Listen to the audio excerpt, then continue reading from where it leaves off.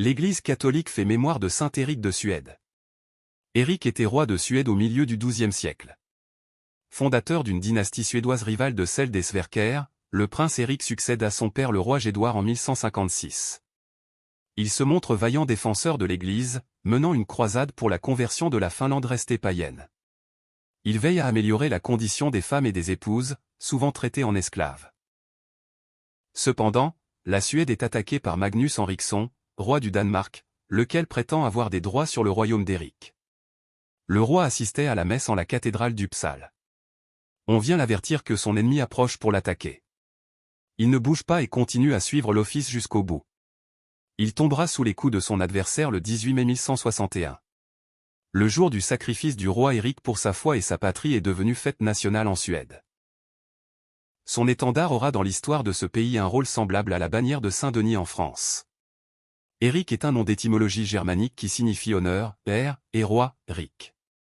Saint Éric de Suède, priez pour nous. Évangile. Courage. Moi, je suis vainqueur du monde. Alléluia. Alléluia. Si vous êtes ressuscité avec le Christ, recherchez les réalités d'en haut. C'est là qu'est le Christ, assis à la droite de Dieu. Alléluia. Évangile de Jésus-Christ selon saint Jean. En ce temps-là, les disciples de Jésus lui dirent : Voici que tu parles ouvertement. Et non plus en images. Maintenant nous savons que tu sais toutes choses. Et tu n'as pas besoin qu'on t'interroge. Voilà pourquoi nous croyons que tu es sorti de Dieu.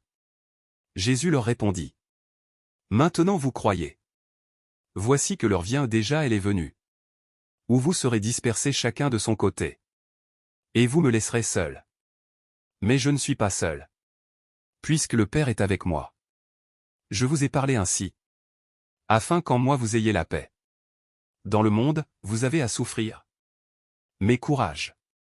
Moi, je suis vainqueur du monde. Acclamons la parole de Dieu. Louange à toi Seigneur Jésus.